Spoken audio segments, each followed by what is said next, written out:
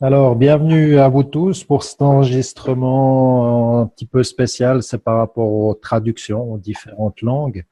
Une petite présentation d'un petit peu de la problématique des traductions, des sous-titrages et de la mise en place au sein de la Keshe Foundation dans la partie éducation.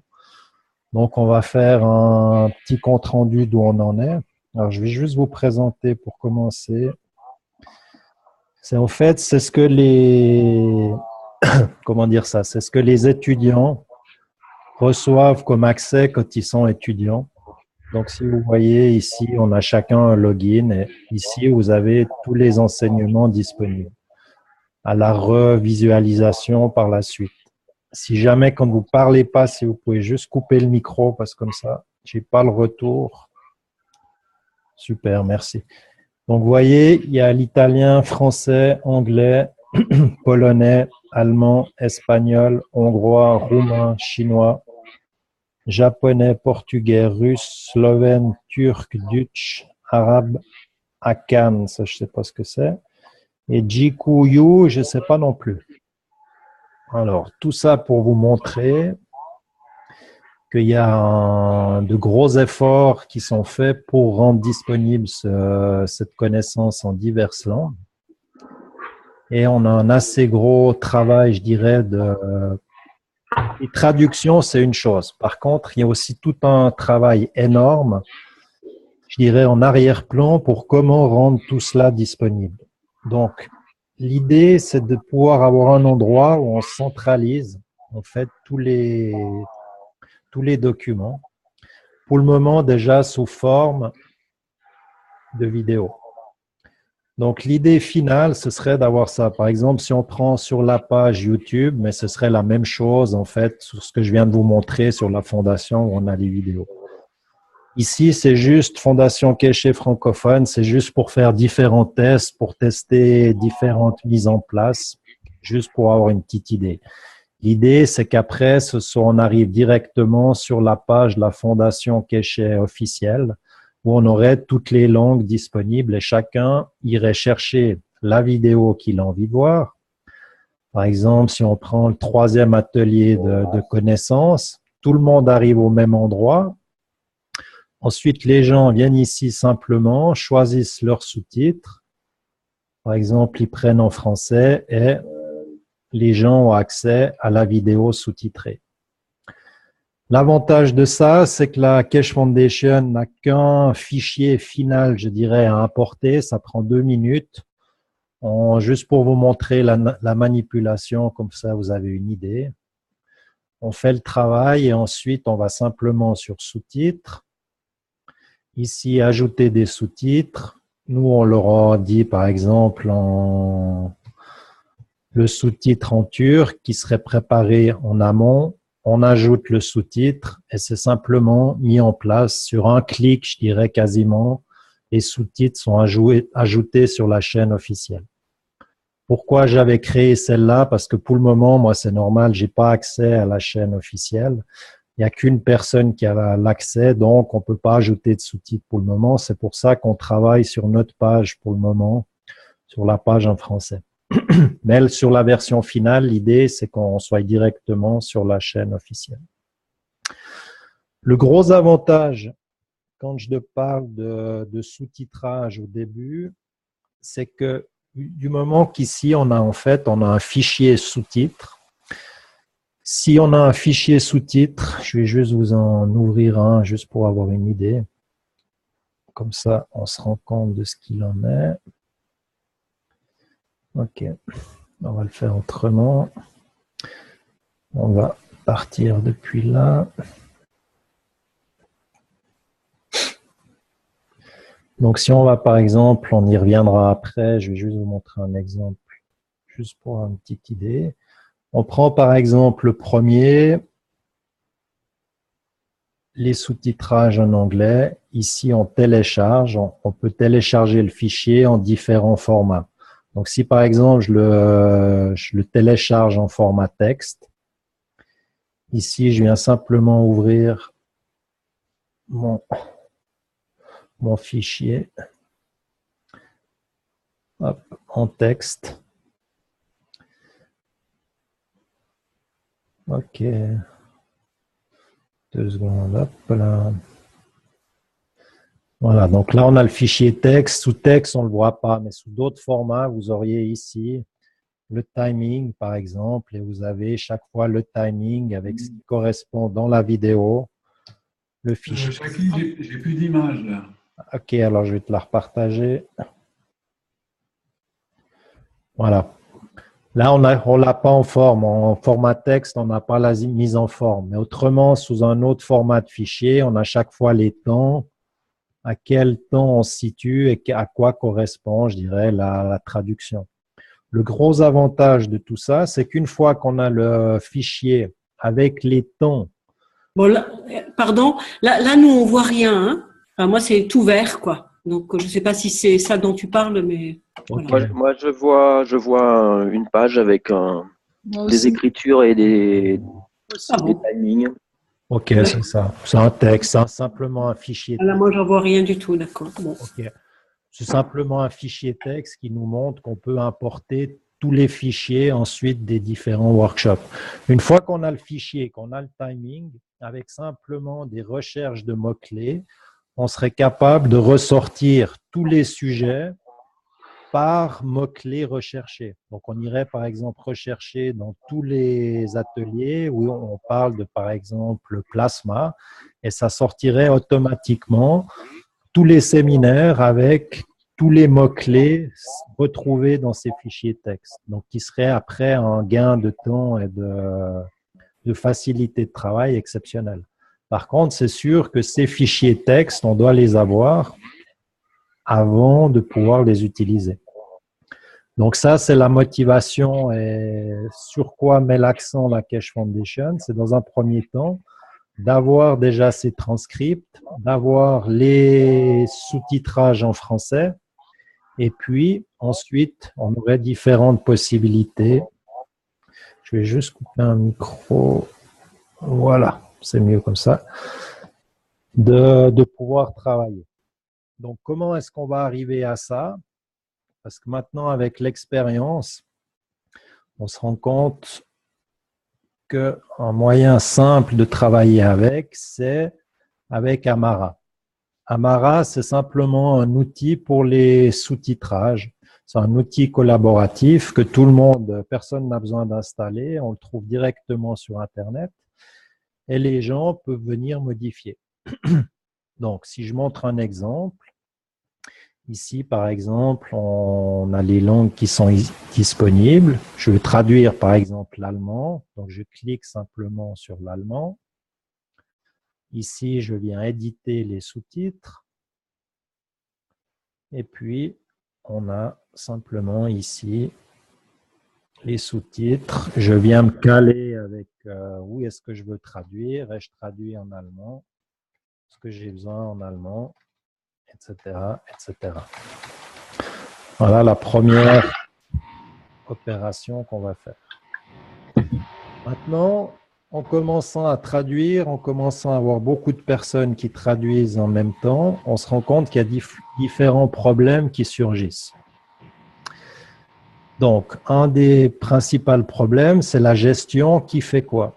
Donc, pour cela, dans un premier temps, ce qu'on a créé, c'est un fichier qui est disponible par tout le monde, qui est évolutif. Donc, chaque fois que quelqu'un fait une modification, toutes les modifications apparaissent pour tout le monde. Pour le moment, on a par exemple ici, on a les différents ateliers pour les enfants, on a les vidéos de promotion et on a quelques petits codes de couleurs. Donc, par exemple, tout ce qui est en noir, c'est ce qui est assigné, pas commencé. En rouge, c'est sur quoi on est en train de travailler. En orange, c'est les vérifications, la relecture, je dirais, et en vert, ce qui est terminé. Une fois que c'est terminé, on dit à la Keshe Foundation, OK, ce dossier-là, ce fichier-là, il est terminé, tu peux l'importer sur la chaîne officielle. Voilà. Autre petit problème qu'on se rend compte en faisant ça, c'est que par exemple, si je prends le premier atelier de connaissances, le gros souci qu'on a, c'est le premier travail sur le document en anglais. Pourquoi? Parce que toutes les traductions qui vont suivre vont se baser sur ce document-là.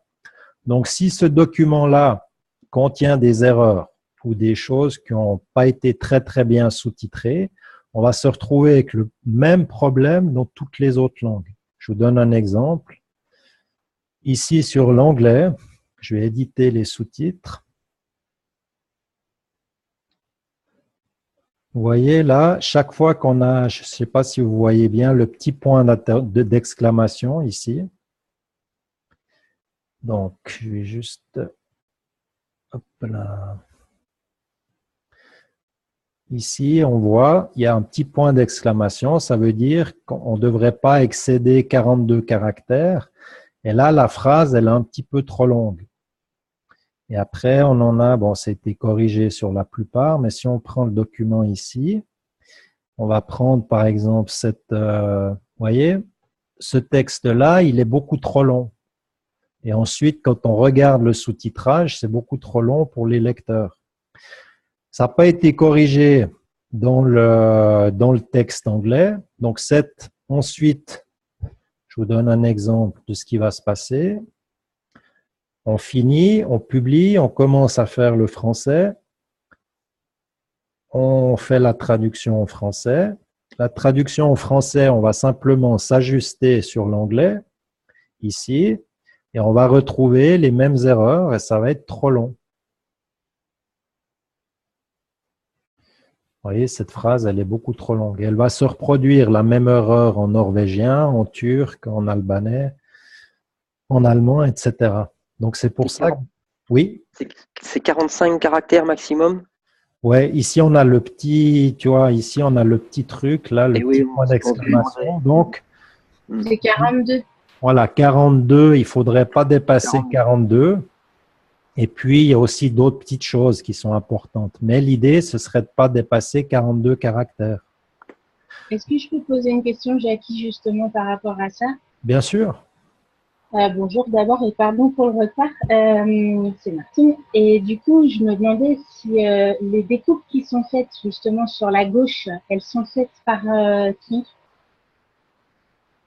Justement, c'est pour ça que j'expliquais dans le message d'aujourd'hui, c'est qu'on pourrait avoir l'assistance de personnes qui ne sont pas forcément, je dirais, aptes à traduire en anglais, mais qui sont pas mal en informatique, qui pourraient s'occuper, par exemple, on pourrait très bien avoir une personne qui s'occupe de la traduction anglaise. On a beaucoup d'ateliers qui sont déjà, je dirais, comment dire ça, traduits ou qui ont déjà été transcrits en anglais. Donc, par exemple, il faudrait reprendre ce transcrit en anglais et le mettre correctement en page là-dedans. Donc, c'est pour ça qu'il pourrait y avoir du travail, même sur des personnes qui ne sont pas forcément aptes à traduire. Okay, parce que moi, le souci que j'ai rencontré lorsque j'ai commencé à traduire le 10e workshop, c'est qu'il y a une personne qui parle beaucoup, qui se répète sans arrêt et qui fait et les découpages, il y a des moments où il y a des phrases super longues et du coup, évidemment, on se retrouve confronté à ce que tu viens de décrire comme problème. Et je me disais, est-ce que nous, on ne peut pas prendre la main sur le découpage de gauche pour en refaire quelque chose de plus fluide, de plus cohérent? Le problème, c'est que, comment dire ça? Bien sûr, par contre, ce que tu dois faire, c'est que tu es obligé de faire ça. Tu es obligé de sortir et tu es obligé de reprendre l'anglais. Et tu édites l'anglais. On ne peut pas modifier deux langues en même temps. Mais c'est pour ça que dans un premier temps, si je reprends ici… Attends, j'ai perdu ton écran. Comment je reviens à ton écran? C'est ta photo que je… si tu te mets en plein écran, c'est bon? C'est pour ça que cette première partie, sous-titrage en anglais, normalement, on ne serait pas censé à traduire avant que cette partie, elle ait été… Il y a plusieurs étapes qui sont importantes. Déjà, on doit s'assurer que les sous-titres ils sont correctement faits, qu'ils sont fidèles à l'anglais. Une fois qu'ils sont fidèles à l'anglais, on doit s'assurer que qu'on colle au plus près de la meilleure qualité de sous-titrage qu'on pourrait faire. Et Et du ça, coup, alors, pardon. non, vas-y, si je te dirai après. Ok. Et à partir de ce moment-là, une fois qu'on a le feu vert en anglais, c'est pour ça que l'idée, ce serait de partir dans les traductions. Le but, c'était non plus pas d'arrêter les traductions, de commencer à y avoir quelque chose qui commence à se mettre en place, qui a une dynamique qui se met en place, et petit à petit, on modifie les choses aussi avec l'expérience. Mais je dirais que dans le futur, si on a un petit peu d'avance, si on a des choses à traduire, il ne faudrait pas qu'on lance les traductions avant que cette partie anglaise soit parfaitement au point. Parce qu'après, c'est vraiment, je dirais, si on prend celui-là, là, qui doit être pas mal, je crois, le français, si je modifie les sous-titres. Voilà, là, on est assez bien, vous voyez, ici à gauche, voir peut-être où sont coupées les lignes, mais normalement, on doit être assez bien. Donc, on part déjà sur des bonnes bases. Et ensuite, quand je vais venir traduire ici, je traduis cette partie-là, je traduis cette partie-là. En principe, le traducteur, lui, il lui restera plus qu'une chose à faire. Il clique simplement ici sur la petite clé à molette, copier les temps, et il n'aura pas à se soucier en principe. Le timing, en principe, sera toujours juste. Si l'anglais a été fait correctement à gauche, les traductions, le timing, les liaisons entre les sous-titrages se passeront très bien. Après, on peut avoir une toute petite modification parce que c'est possible qu'une phrase en français soit un peu plus longue qu'en anglais, mais ce sera des petits réglages. Par contre, si l'anglais n'a pas été fait correctement, ici, ce sera des gros réglages, quoi. Ben oui, puis le problème, c'est que si tu as une phrase très longue à gauche et que à droite, on essaye de respecter le nombre de caractères et on a le droit qu'à 2 lignes, ben du coup, ça veut dire qu'on est obligé d'hyper concentrer la pensée. Donc, c'était ma deuxième question, c'était ça, c'est est-ce que vous voulez vraiment du mot à mot ou est-ce que l'idée vraiment essentielle, c'est de retranscrire la pensée de ce qui est dit? Parce que moi, ce que je suis en train de te dire, il y a vraiment quelqu'un qui parle, qui utilise beaucoup d'expressions anglaises qui n'ont pas vraiment d'intérêt, en fait, et qui prennent beaucoup de place pour pas grand-chose. Donc, je me demandais si je les laissais ou pas. Ouais, c'est délicat. Je comprends ce que tu veux dire. C'est comme Kevin, il parle principalement. Mais ouais, en fait, il n'arrête pas d'utiliser des Ouais, expressions. you know. Voilà, you know, you see, as I would say. Donc, ça se traduit chez nous par tu vois, je veux dire. Ça n'a pas vraiment d'intérêt dans la traduction. Enfin, C'est vrai. Par contre, c'est vrai que j'ai regardé un petit peu ce que disent les gens, les sous-titreurs officiels. Le problème, c'est que si on ne traduit pas, même les gens qui ne comprennent pas la langue, ils vont quand même entendre une phrase et ils vont entendre qu'en français, le sous-titrage ne correspond pas à ce qui est dit. Et ça va créer aussi un petit problème. Donc, c'est clair, quand il répète 3 fois you know, on peut peut-être le mettre une fois ou mettre une parenthèse ou je ne sais pas. Ben, c'est un problème que je comprends d'autant mieux maintenant que quand moi je regardais des choses sous-titrées, je me disais, ben merde, les traducteurs, ils n'assurent pas, quoi. Ils traduisent pas ce que la personne dit. Mais en fait, maintenant, je comprends pourquoi. C'est parce que dans le sous-titrage, on n'a pas le choix, quoi. Il y a vraiment un nombre de caractères très réduit. Exactement. C'est vrai que le sous-titrage, c'est pas plus délicat, mais ce qu'on doit comprendre, c'est que malgré tout, on doit reproduire l'intention de la personne qui parlait à la base. Et on doit essayer de coller le plus et d'interpréter un minimum. Parce que c'est clair que si on lirait la phrase, je dirais, sur un bout de papier, elle ne voudrait pas dire grand-chose. Ah ouais, c'est ça. Ouais. Par contre, quand il dit, vous comprenez, yes, oui, je disais, vous comprenez, quand les enfants parlent, et on est obligé quand même d'essayer de coller à ça, quoi. Après, c'est à nous aussi comment dire ça, de se familiariser, de progresser. Moi, c'est aussi tout nouveau, hein. J'ai pas un niveau d'anglais de traduction qui est exceptionnel. Et j'apprends tous les jours, quoi. Et on doit aussi s'y faire. On doit aussi avoir du retour de certaines personnes. C'est pour ça qu'on a aussi commencé avec ces ateliers pour les enfants parce qu'ils sont plus courts que les ateliers standards. Ils sont un petit peu plus faciles dans l'anglais et que c'est une bonne manière, je dirais, d'apprendre avec les sous-titrages et de faire plein d'expériences différentes. C'est clair? Jackie, oui. Jackie Kennedy, est-ce que je peux intervenir? Bien sûr. Bonsoir.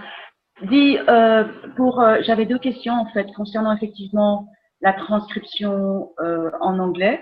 Effectivement, il y a des choses qui manquent ou qui sont entre guillemets mal traduites, mais je suppose qu'on continue sur ça et on fait le maximum, je suppose, pour le moment.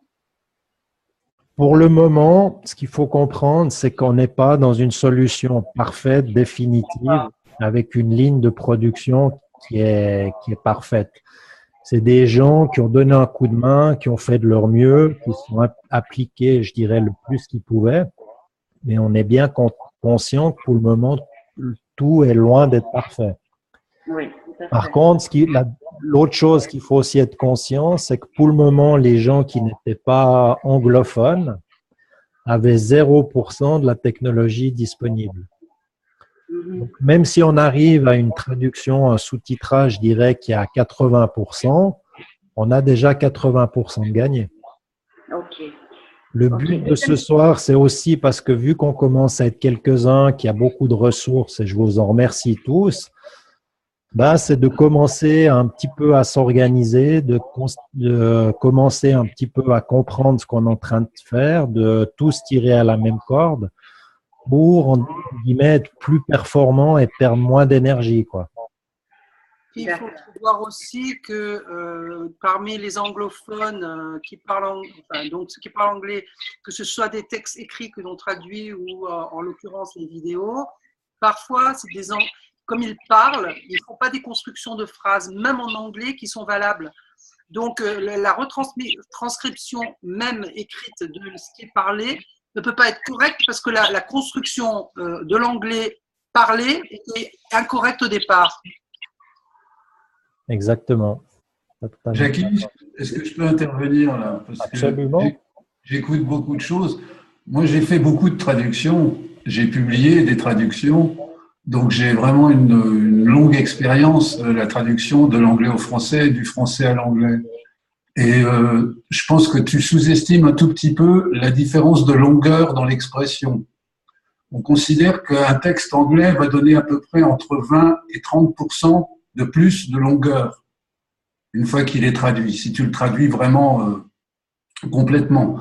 Donc, tant que c'est des phrases courtes comme à gauche qui ne vont pas sur les 42 caractères, ça ne posera pas de problème. Mais dès que la phrase anglaise va faire les 42 caractères, moi je vois difficilement comment on va la rendre vraiment en 42 caractères en français. Honnêtement. Entièrement d'accord. Après, je suis tout à fait aussi d'accord avec toi. C'est pour ça que dans un premier temps en anglais, parce qu'après, vous verrez que si vous commencez à le faire, par exemple, si on prend cette phrase, The Keshe Foundation is proud to announce a new way to bring humanity forward through technology that brings humanity in line with the natural operation of the planet and your universal self. Donc, c'est d'arriver à couper cette phrase, qu'elle reste à peu près dans les 42 caractères, coupée aux bonnes virgules, essayer qu'elle soit le plus fluide. Parce que quand tu lis la phrase, c'est une chose, mais par exemple, dans certaines phrases en anglais, au milieu de la phrase, il y a par exemple 3 ou 4 secondes où la personne ne parle plus. Oui, c'est juste. Et c'est pour ça qu'il faut arriver en anglais, c'est tout un art. Hein. Moi, je l'ai fait, je commence à le faire et c'est vrai que je me rends compte de beaucoup de choses au fur et à mesure. Et c'est à prendre le coup. Après, je suis totalement d'accord avec toi. Par contre, si tu veux, une fois que tu as ta base, ici, je copie mes temps. Ok, je copie exactement mes temps. Ici, rien ne m'empêche, à moi de rajouter une ligne de plus en français. Oui, mais à ce moment-là, tu te retrouves avec 3 lignes sur l'image. Non, c'est parce qu'ici, ce que ça va donner ça. Tu vois, ça part ici et ensuite, ça descend à la ligne d'en dessous. D'accord. Tu vois, je rajoute simplement une ligne en plus et ensuite, je déverrouille, je rajuste mon timing pour que ça retombe juste. Attends, juste que voilà, je le recale au même endroit derrière, 14. Ok, c'est le 10, il faut… Bon, là, je ne peux pas le descendre plus. Mais je recolle sur le même temps et je reprends avec le même timing que l'onglet. D'accord. Je fais une petite séparation au français et en français, je peux modifier un petit peu le décalage. Vu que j'ai décalé, que j'ai fait 2 lignes, tu vois, je peux décaler que le français. Ah, d'accord. Et ensuite, je recolle sur l'onglet. Ça permet d'avoir, quand les phrases anglaises sont courtes sur certaines images, de décaler une partie du texte à venir, en fait. Voilà, ou sur une phrase en anglais qui était sur une ligne ou 2 lignes, nous, on l'a fait sur 2 lignes plus une ligne derrière. Ouais. Au lieu que ce soit d'une traite, ben nous, ce sera deux, quoi. Oui, de toute façon, ça fera… Ouais. Mais… Tu peux remontrer comment tu as fait ça, Jackie? Tu es allé sur la clé? Alors, ouais, si je vais juste effacer tout ça. Ça, c'était juste dans un premier temps déjà pour un petit peu juste pour vous expliquer la problématique, quoi. Qu'on soit bien d'accord sur ce qu'on essayait de faire. Donc, je vais tout de suite aller un tout petit peu plus en détail dans le logiciel. Par contre, juste pour cette partie-là, qu'on finit juste ça, l'idée, on fait un premier sous-titre, où on trouve les sous-titres à quelque part. Ensuite, on s'assure qu'ils soient correctement faits. Et là, il faudrait encore rajouter une colonne, insérer une à gauche. Il faudrait faire comment on pourrait appeler ça, le timing. Absolument. Voilà, que le timing soit prêt. Une fois qu'on est prêt ici, on a la traduction en français, où ça peut être, par exemple, des gens qui ne sont pas bons en informatique, on peut très bien leur donner le fichier texte. Et ensuite, ils peuvent simplement traduire le fichier. Et puis ensuite, nous, c'est la relecture en français. Et puis, on pourrait aussi rajouter encore ici, juste s'assurer que le timing en français est bon, quoi. Ouais.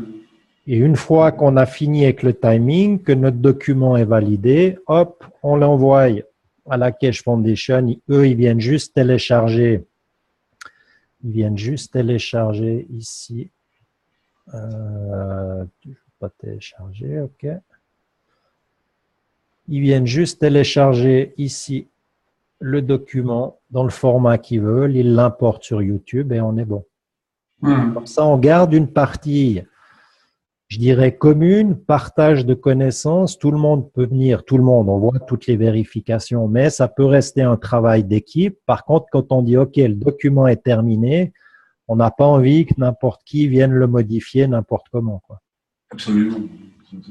Et on sait que sur YouTube, c'est tout le temps le fichier qu'on a validé qui est présent, quoi. OK. Pour cette partie-là, est-ce que c'est plus ou moins clair pour tout le monde? Oui, c'est clair pour moi. Oui, c'est bon. C'est bon, Jackie. Merci. Parfait, de rien. Jackie, est-ce que à ce moment-là, puisque on voit que les compétences sont différentes, mais aussi que le travail a besoin de compétences différentes, est-ce qu'il faudrait que chacun se positionne sur ses meilleures aptitudes, tu vois, parce que quand Martine m'a dit oh là là, mais l'anglais là, pour elle, il y avait carrément à revoir le sous-titrage déjà anglais. Et visiblement, Martine, elle peut faire et le sous-titrage anglais et le français dans la foulée sur une même vidéo, toi. Absolument, c'est ça. Mais il y a aussi une chose qui va se présenter, c'est que là, il faudrait définir anglais. Parce que ce qui se passe sur les ateliers, c'est de l'anglais international, c'est ce que les Anglais appellent du broken English. les règles de grammaire sont pas respectées. Il y a des tas d'expressions locales qu'utilise par exemple Kesh, qui a un parler iranien incontestablement, même s'il a passé une bonne partie de sa vie en Angleterre. Il a des expressions. Parfois, ces structures de phrases sont assez aléatoires. Oui, c'est des structures persanes. Moi, j'ai passé un petit moment en Iran et je les reconnais. Après, je vous rassure, vous aurez aussi mes structures de phrases très françaises.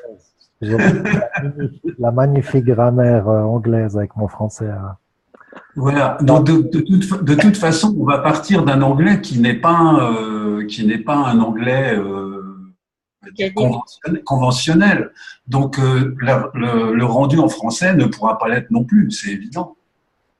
C'est sûr. Puis sans oublier que malgré tout, on aura quand même un petit peu d'aide aussi d'autres langues. On peut aussi avoir l'appui aussi des Anglais qui, eux, sont pas forcément capables de traduire, mais sont capables de faire des transcripts de qualité. Ouais. Quand tu écoutes, par exemple, parler Renan, immédiatement, c'est Alex qui lui répond.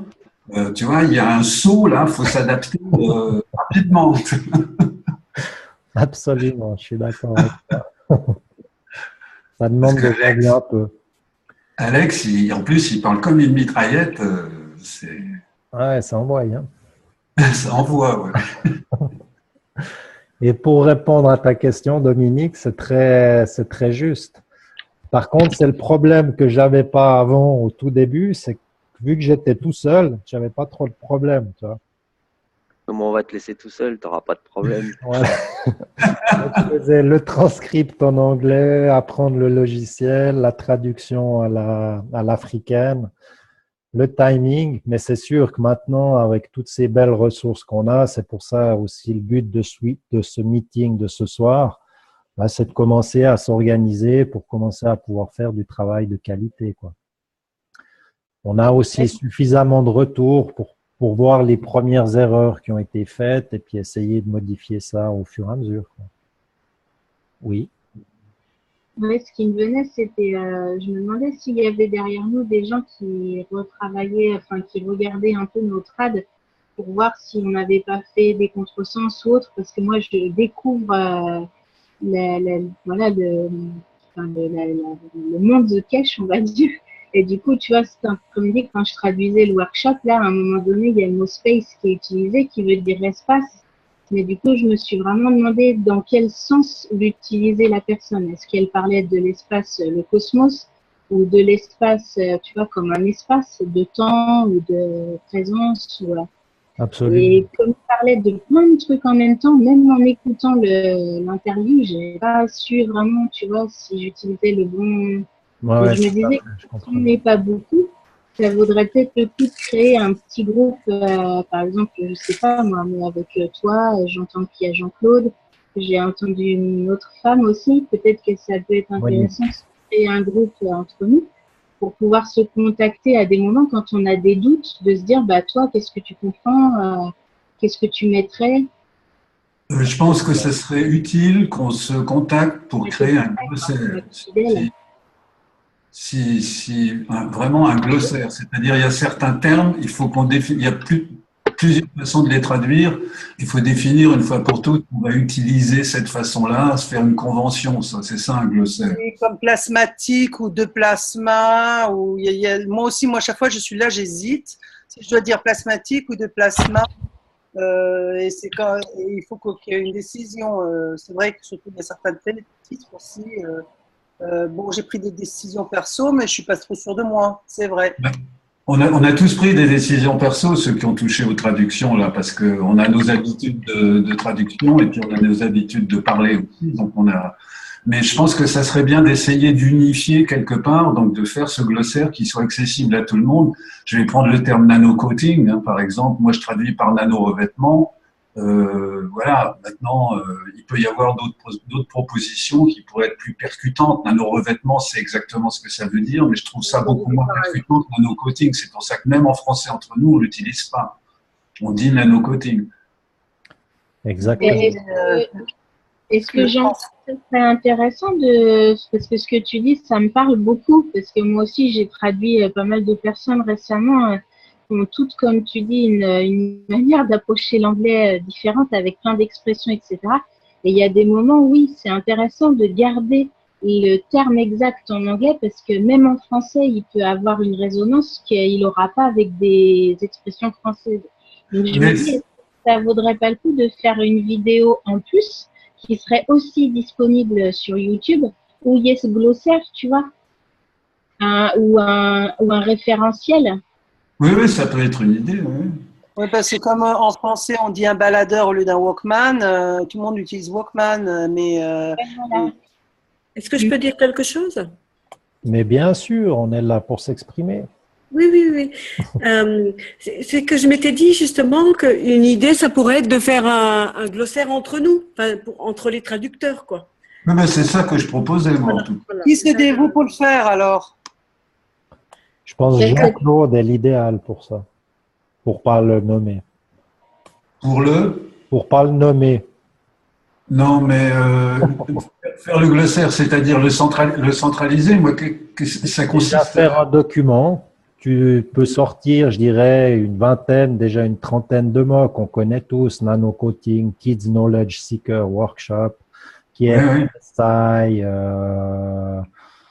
plasma, c'est différentes choses qui reviennent tout le temps. Faire un petit document, puis ensuite on le partage. D'accord. Moi, je créerais un document avec les mots qui me semblent prêter à des interprétations où il faudrait avoir plus que juste une idée d'une personne, justement. Et puis, je le publierai, mais il faut qu'il soit ouvert, que les gens puissent le modifier. Donc, je vais le publier en tant que document Word ou document Excel ou quelque chose comme ça. On peut faire comme on a publié tu sais, comment ça s'appelle ici.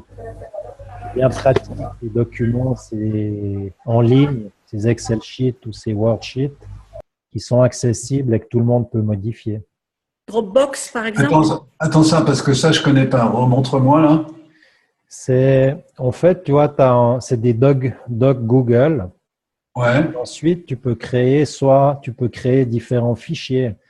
Tu peux créer soit des feuilles de calcul, soit des documents, soit des slides. D'accord. Ensuite, ces documents, ils sont accessibles via une URL, tu vois, en haut. Ouais. Et ensuite, les gens qui ont accès, on se donne chacun son adresse email. Et quand tu es invité sur le document, par exemple, ce que moi je modifie, les autres peuvent le voir. D'accord. Le document est toujours à jour et on sait qui a fait la dernière modification. C'est un moyen assez simple. Il peut y en avoir d'autres, mais c'est un moyen assez pratique. Non, mais c'est bien. Moi, je ne me sers pas beaucoup de Google, mais c'est vrai que c'est pratique de faire les choses directement en ligne plutôt que de partager des documents et de se les envoyer. Ouais, ça simplifie. Et si un modifie, on est tous, on veut aller regarder, on jette un œil, puis on est à jour. Ouais. Du coup, tu pourrais mettre, par exemple, dans la colonne A, le terme anglais, et puis ensuite, colonne B, par exemple, version Jean-Claude, colonne C, version, je sais pas, là, les prénoms des gens, et puis se mettre d'accord avec une version finale. Oui, tout à fait. Ouais, c'est bien ça. Et puis nous, on pourrait, au fur et à mesure, parce que là, moi, j'imagine que vous en avez déjà plein à mettre. Moi, je pense que je vais en avoir plein à rajouter. Et il y a une autre chose qui me vient, mais c'est peut-être complémentaire. Moi, il y a des mots que même si vous me traduisez en français, je comprends pas en fait encore pour l'instant. Le plasma, je sais bien que c'est le plasma, mais voilà, concrètement, qu'est-ce que ça veut dire vraiment? Moi, je suis pas scientifique, ça, énergétiquement, dans mon cœur, j'entends, j'ai pas besoin d'explication, mais intellectuellement, ça me parle pas trop. Du coup, je me demandais si il y a des workshops qui sont à traduire, qui parlent de ça, qui expliquent ça aux gens ou pas? C'est vraiment les kids, c'est vraiment ceux qui sont en train d'être traduits là qui sont les plus parlants, où il explique le plus simple. Donc, ce qu'on est en train de faire, ça explique ça, justement. Voilà, exactement. Donc, avec un peu de chance, j'aurai mes réponses en faisant les traductions. Exact. Cool, super. D'accord. Pardon, je voulais juste préciser une petite chose, c'est que je n'avais pas précisé ça. Ce document-là, après, l'idée, c'est pas forcément qu'il se balade n'importe où sur toutes les lignes. Donc, l'idée, ce serait d'avoir, par exemple, un responsable de toutes les langues. C'est un petit peu ce qui est en train de se mettre en place avec le Conseil universel. Puis ensuite, on aurait par exemple une équipe de traducteurs. Les traducteurs sont au courant de ce qui se passe, on assigne les noms. Et puis ensuite, il y aurait un responsable par langue qui serait quelqu'un, je dirais, le plus à même de faire les meilleures traductions, qui serait principalement responsable de valider le document. Quand il dit, OK, le document 1 Kids Knowledge Seeker Workshop, il est prêt et c'est lui qui donnerait le feu vert à la fondation pour dire, OK, le français numéro 1, c'est bon, vous pouvez télécharger. C'est lui qui s'occuperait en fait de la vérification finale, quoi. Ben oui, c'est une bonne idée. C'est lui qui signe le bon à tirer, quoi. Ouais, exactement.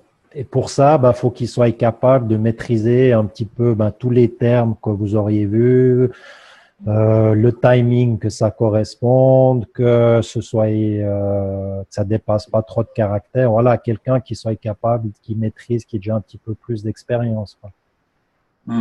Et l'orthographe aussi un peu. Et l'orthographe aussi un peu. C'est bien aussi, comme remarque. Exactement.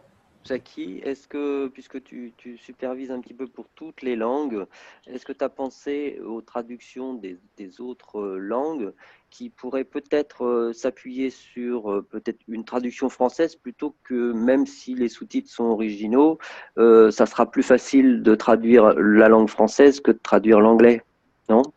Ça, c'est Jean-Claude peut-être aussi, ou les spécialistes de la traduction.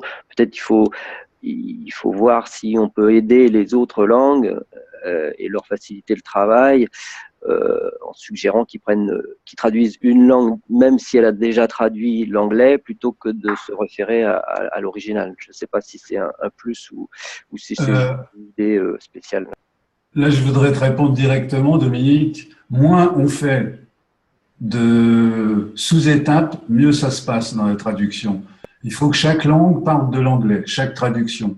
Parce que déjà dans la traduction française, on va déformer une certaine partie de l'anglais original, c'est obligatoire parce que la structure des langues est différente. Il y a un dicton en italien qui dit traduttore, traditore. Tout traducteur est un traître. Et ça marche qu'en italien, ce jeu de mots, tu vois, et ça le démontre bien. Et c'est vraiment, à mon avis, très important que chaque traduction dans chaque langue parte directement de l'anglais et de la compréhension de l'anglais et du pont qu'on peut faire. C'est parfait, Jean-Claude, j'ai reçu. C'est pas pour rejeter l'idée, moi je suis pour aider tout le monde, mais techniquement, ça me paraît, plus il va y avoir de traduction, et plus le sens originel va être dévié d'une façon ou d'une autre. Au moins, c'est clair. Je ne sais pas si vous êtes d'accord avec ça, c'est mon point de vue. Non, c'est juste. Oui, moi aussi, Oui, tu as raison, Jean-Claude, c'est exact. Oui, moi je suis persuadée de ça aussi. Ouais. Jusqu'à temps qu'on parle plus plasma. On n'aura plus besoin des langues. Exact. Et juste pour terminer avec l'organisation, le but, c'est vraiment comme dans le Conseil universel. C'est pas de se dire, voilà, moi, je suis responsable de ci parce que je suis supérieur ou parce que ça. Voilà, les gens font le travail, on trouve tous notre place, on élit personne. C'est, voilà, les choses justes se passent et puis on avance et puis tout se passe au mieux, quoi. Par contre, tout en respectant une chose, la seule chose qu'on doit comprendre dans les traductions, c'est qu'on fait partie d'une fondation, il y a toute la partie éducation qui se met en place, et il faut comprendre qu'il y a beaucoup de langues à gérer en même temps et qu'il y a beaucoup de sources différentes et qu'il faut simplifier au maximum pour que les gens aient une source officielle, une vidéo, et boum, ensuite ça tient la route. Et ensuite, les documents, les fichiers, on a les fichiers texte et on les travaille comme on veut, sous la forme qu'on veut. On peut créer, après, imaginer n'importe quelle forme de document. Voilà. Cette partie organisation, je crois, c'est clair pour tout le monde. Ah, c'est clair pour moi, oui. OK. On va rentrer un tout petit peu plus, je dirais, en détail sur le logiciel, si jamais. Je vous montre juste. Sur la chaîne YouTube en français, je vais juste vous la mettre. Pour être sûr que ce soit là, je vous la mets dans le chat pour ceux qui ne l'auraient pas encore. Où est-ce qu'il est, mon chat?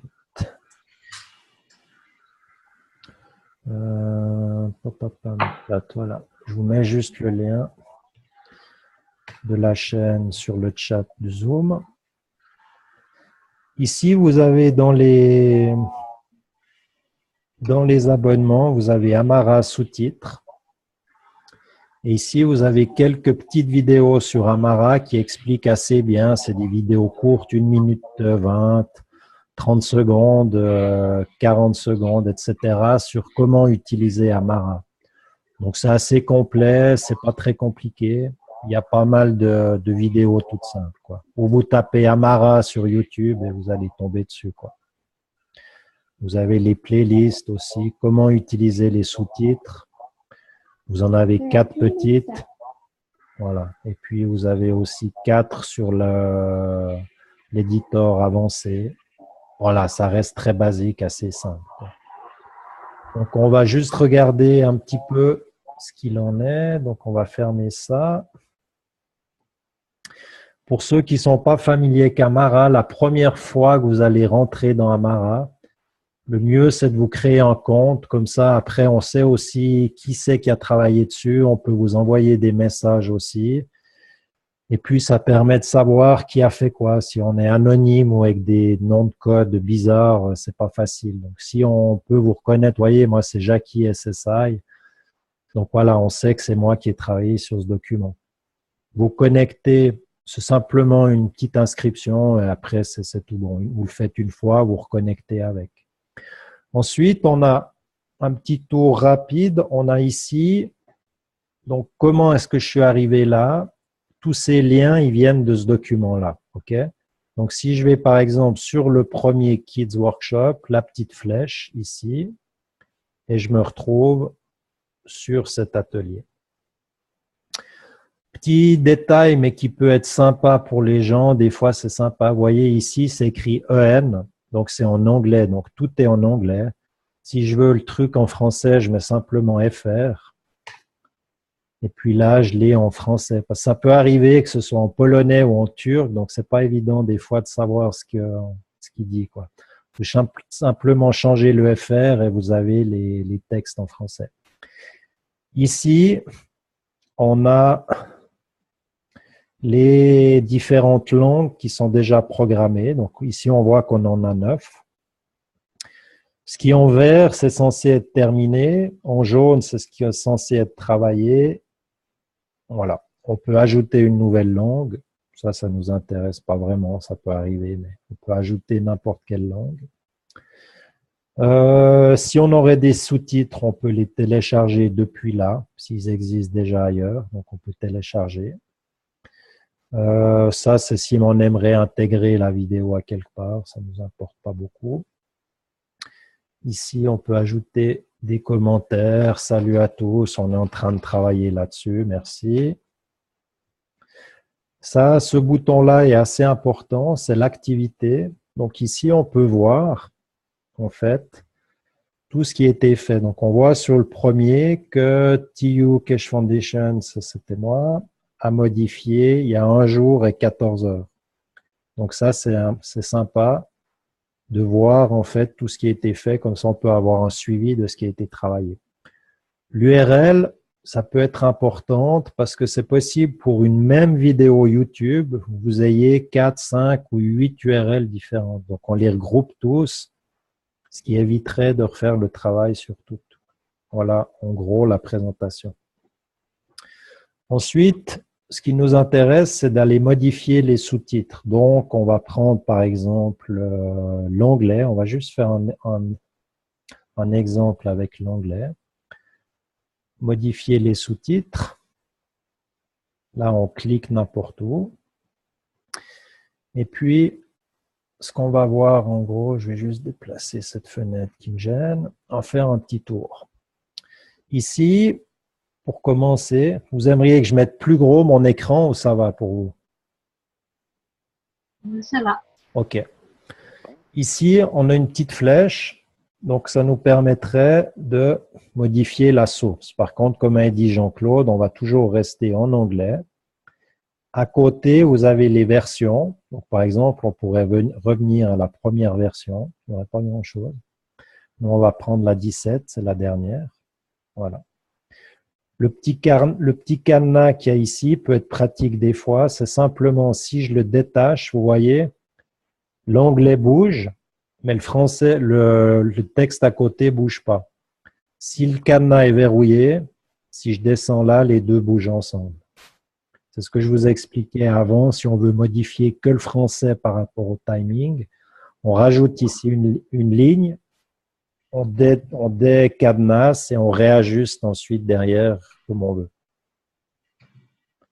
Ça, est-ce que c'est clair ou bien? Martine. OK. Ensuite, on peut éditer ici. Je ne sais pas si tout le monde a vu. Ici, vous avez un petit stylo. Ce n'est pas applicable en anglais, mais par contre, en français, on vient ici, on modifie ici le titre et la description de l'atelier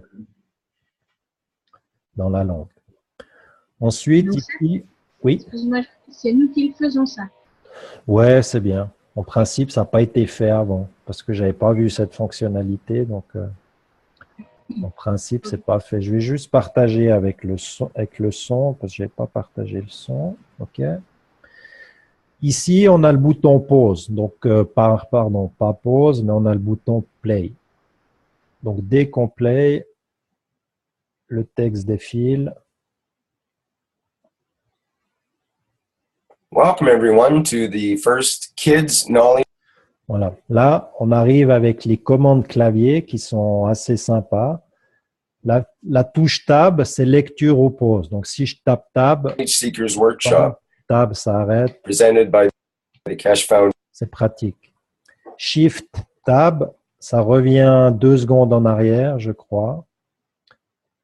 Et puis, le petit raccourci clavier, Shift Enter. Presented by the Cash Foundation and Spaceship Institute. My name is Rick Cram. C'est quoi le tab sur nos ordinateurs? C'est quoi? C'est le petit, c'est le retour à la ligne. C'est à gauche de votre clavier. Ah, ok. Le retour à la ligne ou le… Tabulation, en fait. Ouais, d'accord. Les deux flèches qui sont voilà, exactement. dans… Retour chariot. Voilà, exact. Non, pas retour chariot, tabulation. Non. Ouais, Chariot, tabulation. Retour chariot, c'est Enter. Ouais, c'est ça. Donc, c'est bien pratique. La touche Tab vous aide de chaque fois reprendre votre souris. Pour ajuster, c'est pratique. Voilà. Ici, un autre outil qui est important, c'est cette petite clé à molette qui vous ouvre ici différents menus. Souvent, là, vous verrez, vous reprenez votre document. Mais purée, il est où mon… J'ai plus la chronologie, j'ai plus le temps, il n'y a plus rien là. Voilà. On va simplement sur la clé, montrer la chronologie. Voilà. Effacer la chronologie, cacher chronologie, vous n'avez plus le timing. Voilà, montrer. Copier les temps. Quand vous commencez un nouveau document, une nouvelle traduction, vous n'aurez pas les temps. Copier les temps, ça cale simplement votre traduction par rapport au texte original. Donc, ça copie exactement les mêmes temps. Après, vous allez revenir à la version sous-titre. Voilà. Mais les principaux trucs sont copier les temps, cacher et effacer la chronologie. Voilà. Ici, on arrive, en gros, on est bon avec ça, par rapport à ça. Ici, un autre outil qui est important, c'est notre autre petite clé à molette, ici, vous voyez, là. Quand j'appuie ici, ça va simplement se caler à ce moment-là. Donc, si je prends un autre ici, on est à 18 secondes 07. Vous voyez, ça cale sur ce truc-là. Donc, ça, c'est très pratique si vous voulez revenir à un endroit précis. Ici, c'est pour ajouter un sous-titre au-dessus. Vous voyez, ça a inséré une ligne au-dessus. Ici, la petite croix, c'est pour supprimer un sous-titre. Ça l'enlève. Ici, je peux en ajouter un dessous. Voilà. Le supprimer. Et puis un autre truc qui est pratique, par exemple, j'ai fini de traduire, j'en suis ici. Je vais sur le dernier petit bouton, ici, l'horloge. Et ce que ça va faire, ça va simplement ici créer une note avec le timing. Je mets par exemple fini. Je poste ma note. Je sauve mon travail. Ensuite, je sors juste pour vous montrer. Je reviens dedans. Modifier les sous-titres. Et maintenant, je vais simplement dans mes petites notes, vous voyez ici, je reclique simplement sur le temps et ça me remet automatiquement où j'en étais. Donc ça, c'est bien pratique quand on travaille. Ici, pour les traducteurs, je n'étais pas sûr de la traduction de Plasma. Qu'est-ce que vous en pensez? Je poste ma note et la personne qui va réviser peut revoir les notes. On peut faire la même chose avec un timing précis. Ici, voilà, je n'étais pas sûr de la traduction. Et il sait qu'à ce moment-là, sur cette ligne-là, il y avait quelque chose qui n'était pas clair. Voilà par rapport à ces différentes petites fonctions. Est-ce que tu peux, Jackie, comment ça se fait que sur cette petite clé, dans chaque sous-titre, on peut rajouter une ligne parce que ça veut dire que ça dépasse à nouveau les 42 caractères autorisés? Alors, ce qui se passe, c'est ça. C'est que par exemple, on va prendre une phrase qui me plaît pas. On va prendre une qui est parlante. Là, ici, le thank you, tu vois, ici, cette phrase, elle est beaucoup trop longue. Tu peux nous remontrer la phrase, de reglisser ton écran, parce que là, on ne le voit pas trop bien. Alors, je vais juste reshare screen. Est-ce que vous voyez là? Là, on voit ta photo pour l'instant. Vous voyez là le texte que je mets en valeur? Oui, moi je le vois. Moi, je le vois. Ok. Moi, je vois pas encore. Moi, je vois les textes. Ok. Donc, ici, vous voyez, cette phrase, elle est beaucoup trop longue. 115 caractères, 48 sur la première, 67 sur la deuxième. Donc, je dois de toute façon faire quelque chose. Le thank you ici, j'aimerais de toute façon le mettre sur une autre ligne. On est d'accord? Ouais. Donc, ce que je fais, par exemple, je coupe ici thank you. J'ajoute une ligne en dessous et je mets le thank you en dessous. OK? Par contre, je vois que dans cette ligne-là, je suis toujours 3. J'ai toujours 105 caractères en tout. J'ai 48 et 57. Donc, je dois couper un petit peu la première et puis je dois créer une nouvelle ligne dessous. Donc, maintenant, ma question, c'est où est-ce que je vais couper la phrase pour que ça continue à faire du sens? Comment est-ce que je vais faire? Je vais dessus, je l'écoute. Mr. Cash, I want to give you here the floor Vous voyez, typiquement ce que je vous disais avant, là, je peux couper. Pourquoi je peux couper là? Parce qu'il répète. Voilà, il répète, il bredouille et il y a un blanc. Donc, je me dis, OK, je vais couper ici. Là, je coupe et je la mets en dessous. OK. Maintenant, je regarde ici, j'ai toujours 3, donc je fais 2 lignes. I want to give you, je vais la couper ici, here the floor, and je réécoute la phrase. Mr. Cash, I want to give you here the floor Donc là, je rajoute 3 petits points. Pourquoi je rajoute 3 petits points? Ou 4 petits points? Juste pour montrer qu'on entend qu'il est en train de bredouiller. Donc, comme ça, les gens voient qu'il y a quelque chose qui se passe. Par contre, vous voyez que maintenant, le timing, il ne joue plus. On est d'accord. Qu'est-ce que je fais? Avec mon curseur ici, je le prends et je le décale pour qu'il corresponde. Je vérifie que ça corresponde. introduce yourself maybe to all those new listeners. Thank you. Là, on voit que ça ne calait pas, donc je dois le décaler un petit peu. Thank you. Un petit peu encore. Thank you. OK. Je reprends ma phrase juste pour vérifier qu'on est bon. Mr. Cash, I want to give you here the floor and là, je peux enlever un petit peu, on s'en fiche de ça. Introduce yourself maybe to all those new listeners. Thank you. Là, il parle plus, on peut enlever un petit peu. Thank you. Là, on est un poil trop petit. Là, on voit tout à fait, si on fait encore une phrase, on se rend compte que cette phrase, elle est beaucoup trop grande. Là, il y a un point. Ici, on voit bien myself, il y a un point. Donc, déjà, cette ligne, je la coupe. Je la passe en dessous.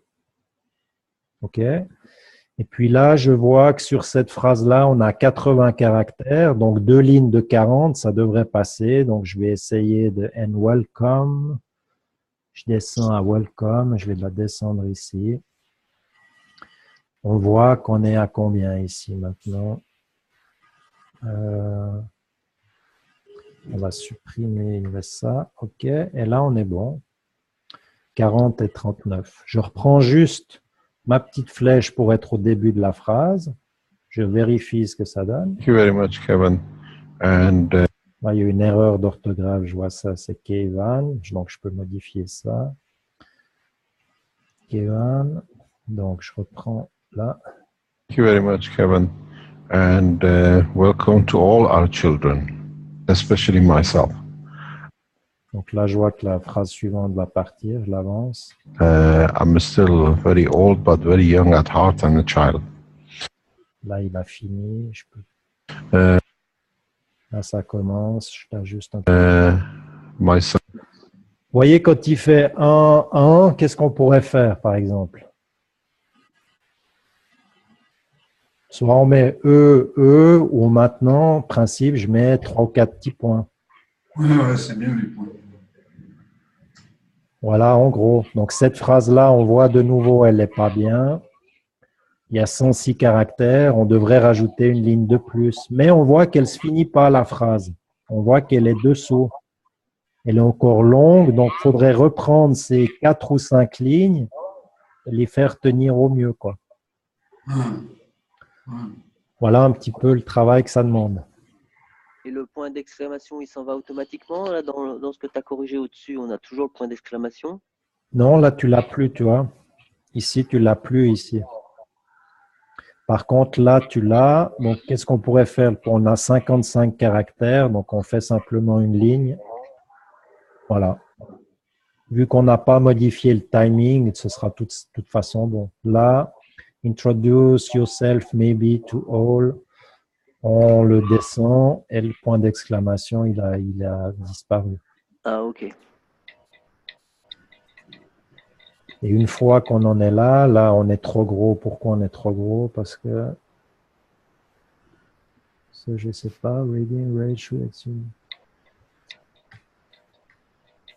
Ça, c'est parce que, en fait, tu as des fois des phrases qui prennent très peu de temps en anglais à l'écran, enfin à l'image.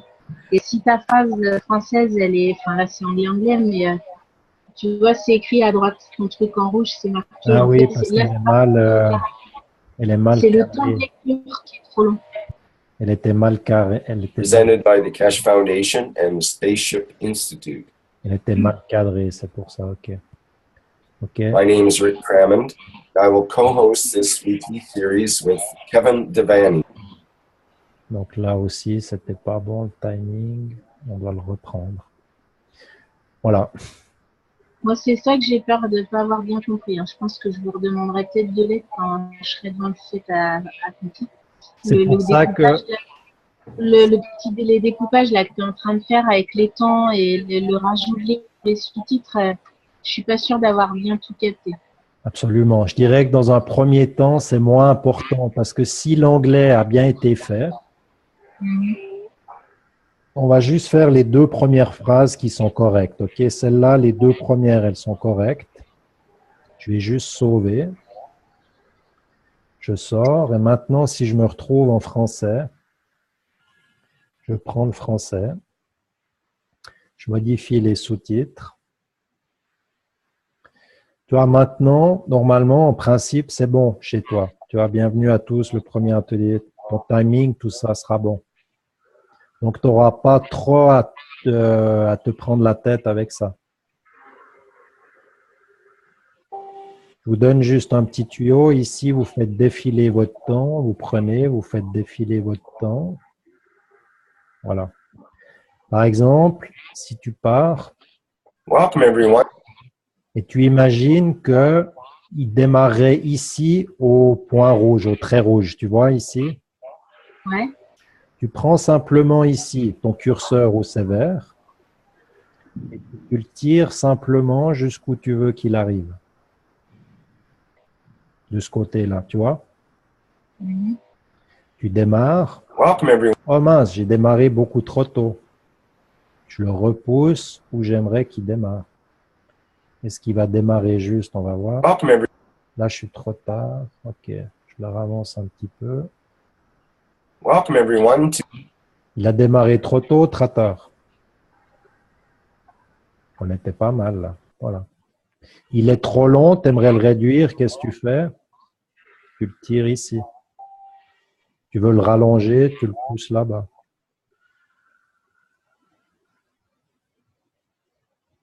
OK? Ça va venir, c'est pas très compliqué, il faut le faire 2-3 fois. En plus, Jackie, oui.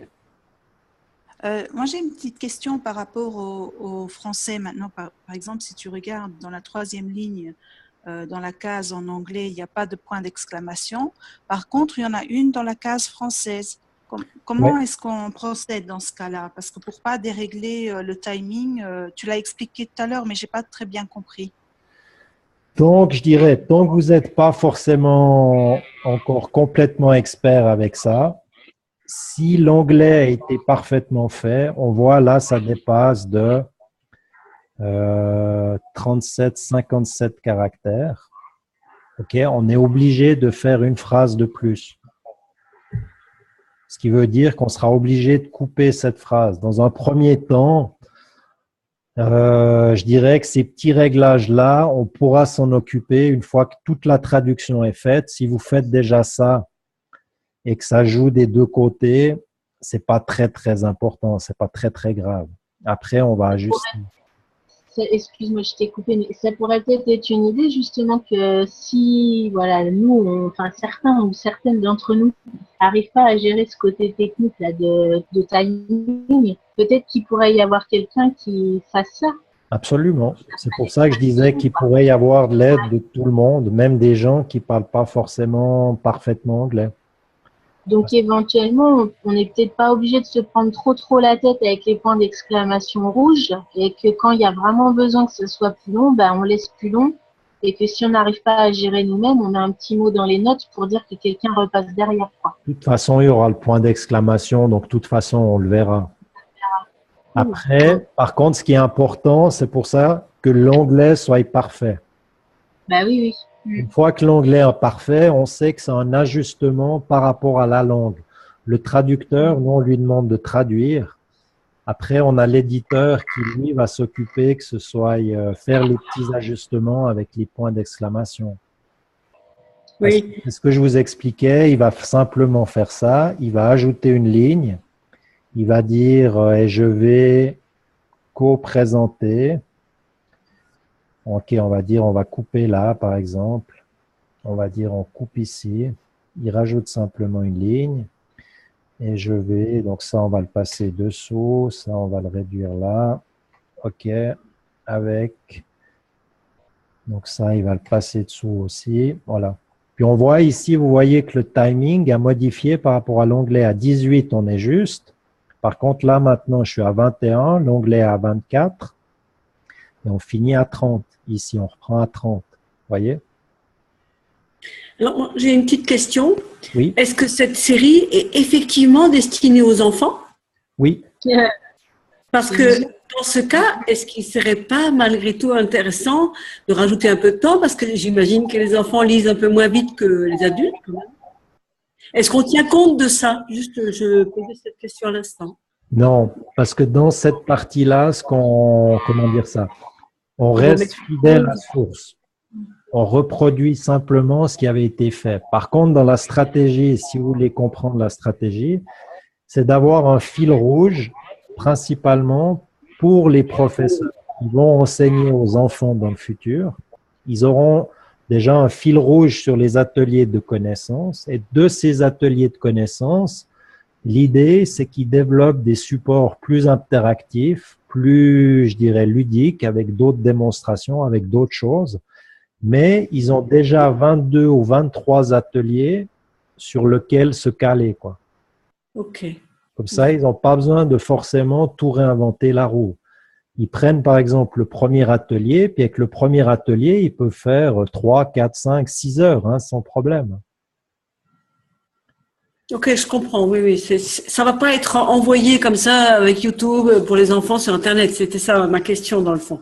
Non. Ce sont des outils pédagogiques. Ok, je comprends. Okay. Bah, merci pour cette question parce que j'ai eu exactement la même question cet après-midi en me disant mais c'est pas, mon fils par exemple. C'est ça. Et là, vous voyez bien qu'avec ce premier atelier, on a trop de problèmes avec l'anglais, c'est trop compliqué, l'anglais c'est trop long, donc on va perdre trop de temps en français à tout vérifier pour que ça tienne dans les cases. Parce que déjà l'anglais est beaucoup trop long, quoi. Après, on va pas pouvoir se caler dessus, donc on va de toute façon devoir tout refaire le travail. C'est pour ça qu'il faut dans un premier temps refaire l'anglais et puis ensuite se copier sur l'anglais, sur le français, quoi. Oui, ça me paraît évident, oui. C'est pour ça qu'en faisant ça, en faisant ces trucs, je me suis dit super, l'anglais est déjà fait, j'ai repris tous les sous-titrages, je me suis dit va bien, on a gagné un temps infini. On fait le français, puis après je me dis oups, là il y a quand même des petites tuiles, c'est illisible, c'est trop long, ça va pas. Après les temps correspondent plus, et puis on reprend l'anglais, on reprend le travail. On apprend, puis on essaye d'avancer, de modifier les choses. Donc, c'est quoi le besoin en premier, là? Parce que j'entends que, dans le fond, il y a l'anglais d'abord à revisiter. Ben oui, je crois que c'est par là qu'il faut commencer.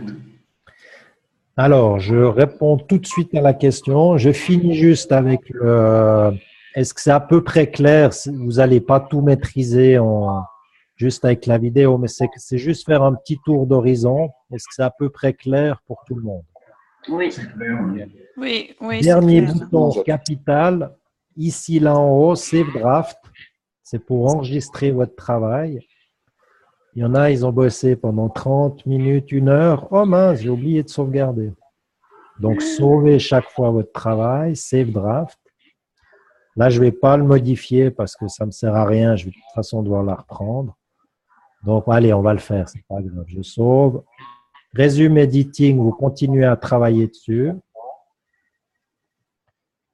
Et puis, si je resauve, Exit, ça va simplement sortir du document.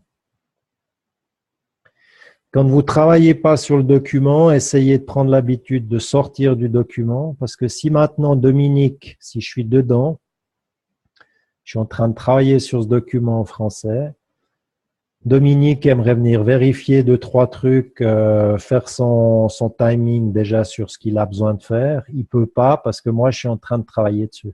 Donc, ça va lui dire, c'est pas possible, vous n'avez pas accès au document parce que quelqu'un travaille dessus. Quand vous ne travaillez pas dessus, prenez l'habitude de sortir du document.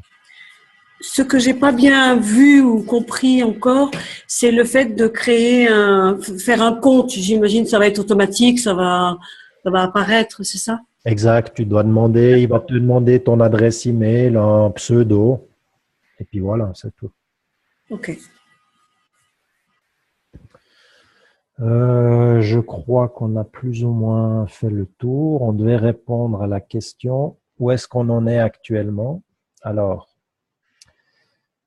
il y a un peu de tout. C'est pour ça que tout doit être repris, tout doit être travaillé. Moi, dans un premier temps, mon idée était déjà d'avoir un maximum de choses en français que les gens, même si ce n'était pas parfait, puissent déjà avoir une première idée.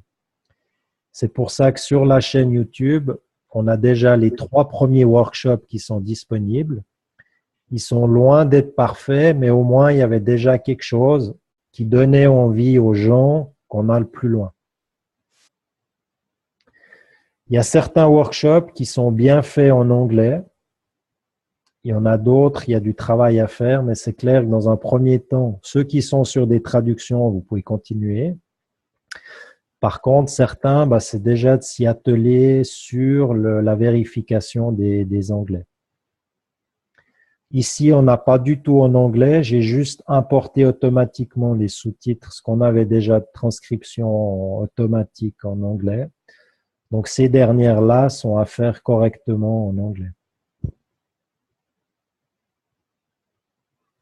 Plus les traductions au français, voilà où on en est à peu près. Parce qu'on a déjà bien avancé. Hein.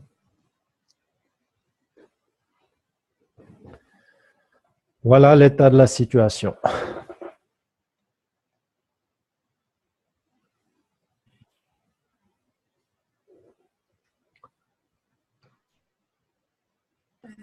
Alors, concrètement, comment procéder pour embarquer?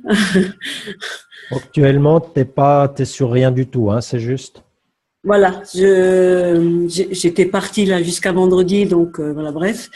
Donc oui. Qu'est-ce qui t'intéresserait le plus dans un premier temps, de revoir les sous-titres en anglais ou de commencer en français?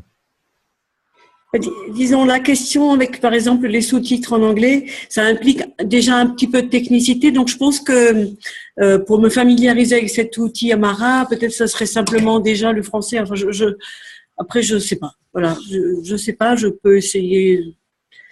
Je sais pas encore.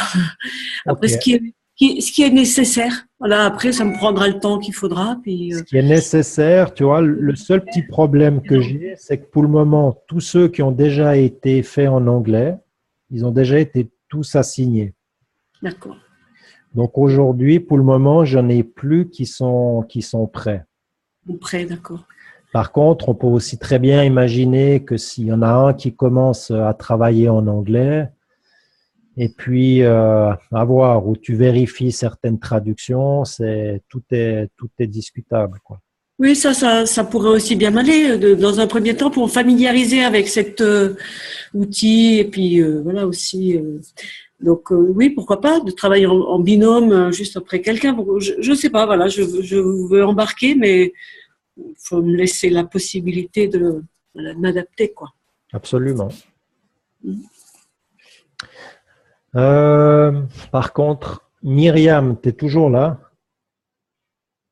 Oui, je suis là.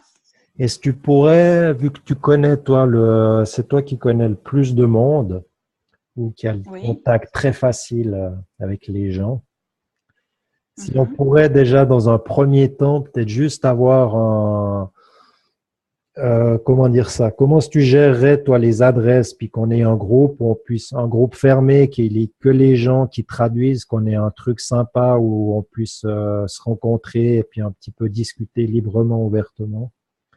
Comment tu verrais la chose? Je pense que la meilleure chose serait de faire un groupe de discussion sur Messenger. Si tout le monde a Facebook, je pense que via la messagerie privée de Facebook, je pense que c'est le plus facile. On peut faire un groupe où on inclut toutes les personnes qui travaillent sur les traductions. Et puis, dès qu'il y a quelqu'un qui poste, toutes les autres personnes reçoivent une notification et ils peuvent voir ce qui a été discuté. Donc, je pense que c'est le plus pratique. Ouais, ça me semble bien. Ou est-ce que ça vaudrait pas la peine de créer une page, un groupe sur les traductions?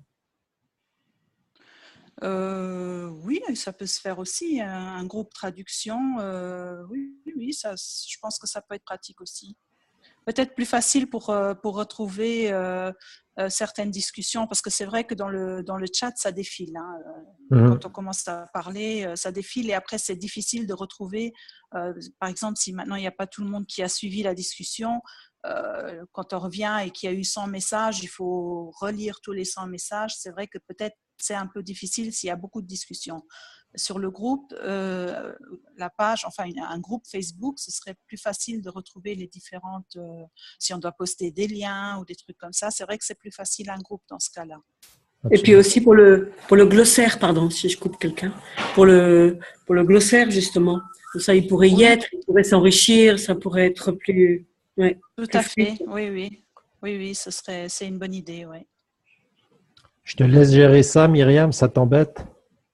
Non, pas du tout, je peux faire ça, il y a aucun souci. Il faudra juste que je relève le nom des personnes qui travaillent dessus, ou tu me feras savoir exactement qui travaille sur les traductions. Je dois t'avouer que je ne sais pas si on peut juste regarder juste ça maintenant, parce que moi, je ne suis pas…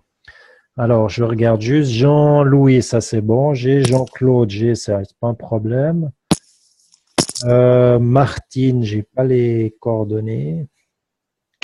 Après, je regarde Mélie, j'ai… C'est bon. Rosé, j'ai pas. Dominique, c'est bon. Et Yves, j'ai pas. Est-ce que vous m'entendez? Oui. Ah, ok, pardon, j'ai eu un ordinateur qui a craché.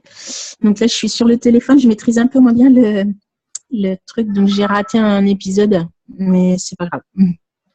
Ok, on regardait juste pour après se retrouver on parlait de créer un petit groupe sur Facebook réservé aux traducteurs pour partager toutes les informations, pour coordonner le travail, donner des idées. Puis comme ça, on a un groupe privé de travail où on peut échanger assez facilement. Ouais, super. Voilà. Et puis, on cherchait juste à avoir les coordonnées des gens qu'on n'a pas. Ok. Voilà.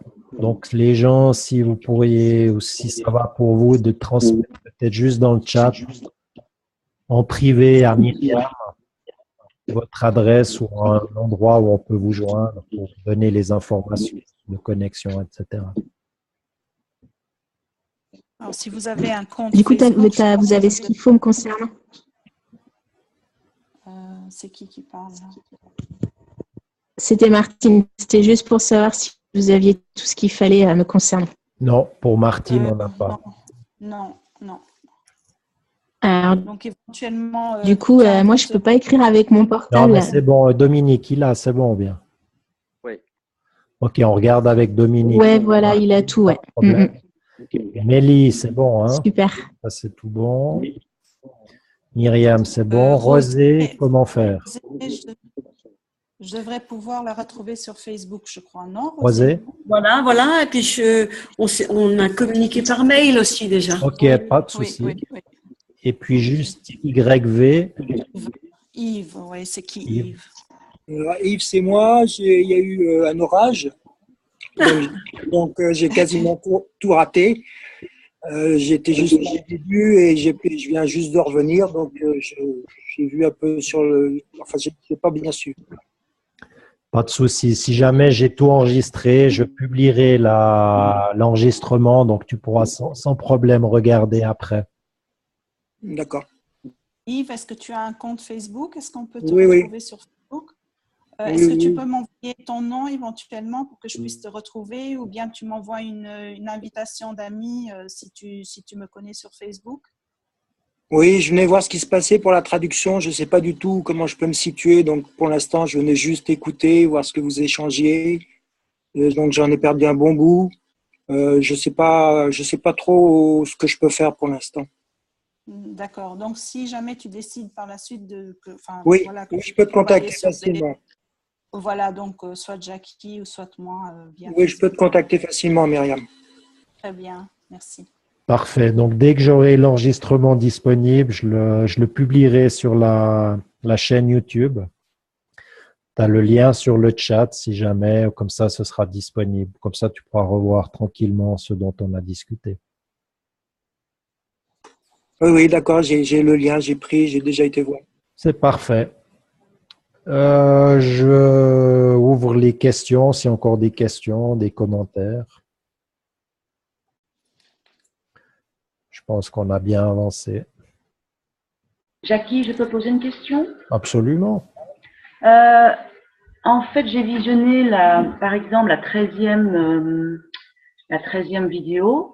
Et j'ai remarqué qu'à un moment donné, Monsieur Kesh parlait énormément de ce qui lui était arrivé personnellement. Donc ma question est la suivante, est-ce que c'est prévu aussi que ce soit mis et traduit, etc., etc. La 13e vidéo, hein. Oui. Il a tout un passage où effectivement il explique beaucoup de choses concernant sa vie, ce qui lui est arrivé, etc. Donc ma question est, est-ce que ça doit aussi être traduit? Oui. Ok, ça va. La règle, c'est pas la règle, mais ce qu'on essaye de faire, parce qu'il faut, à un moment donné, il faut se décider.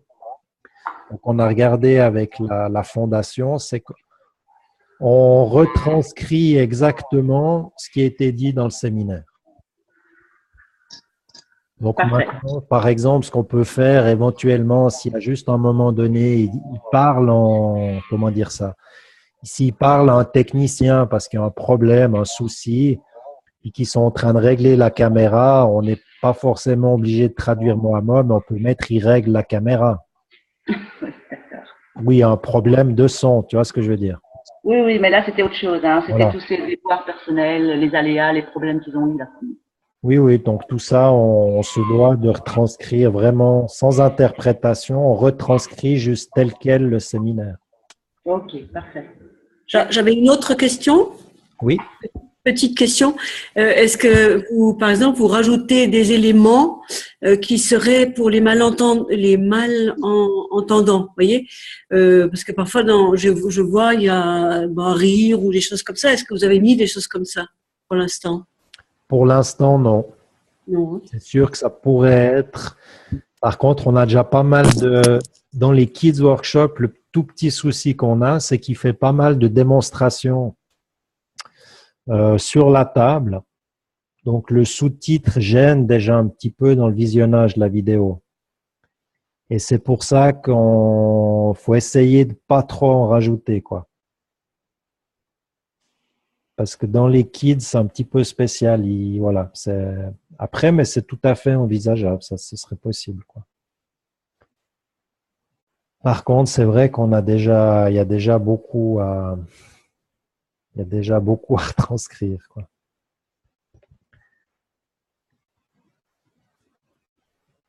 Est-ce qu'il y aurait une autre question?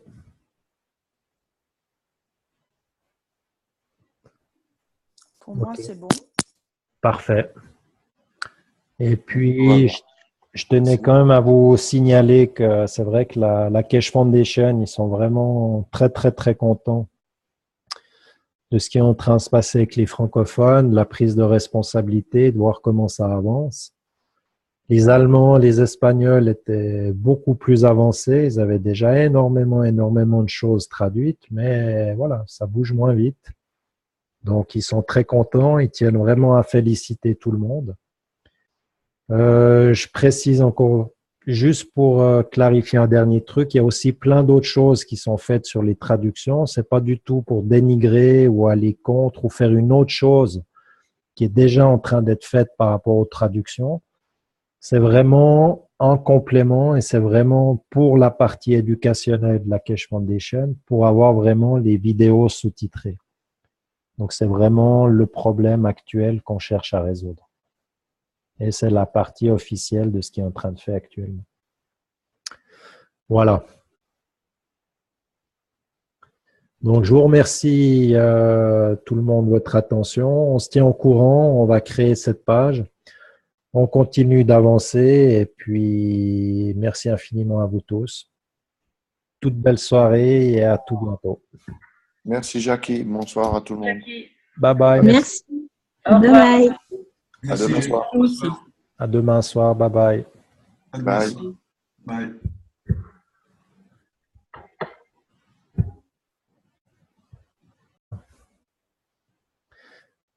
Ici, on voit, il y a un petit point d'exclamation. Ça veut dire qu'on ne devrait pas excéder 42 caractères.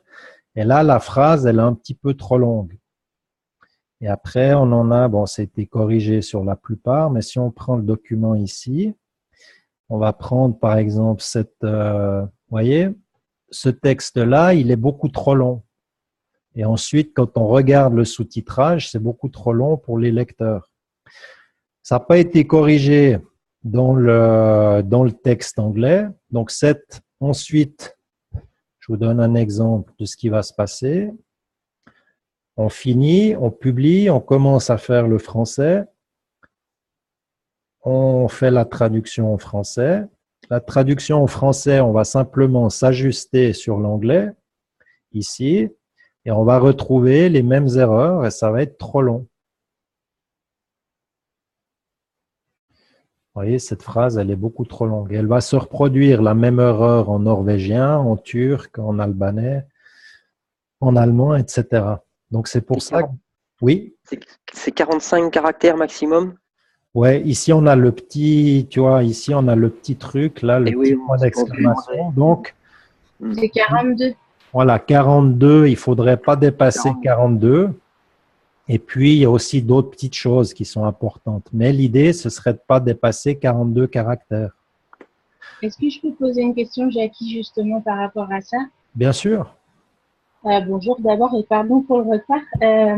C'est Martine. Et du coup, je me demandais si les découpes qui sont faites justement sur la gauche, elles sont faites par qui?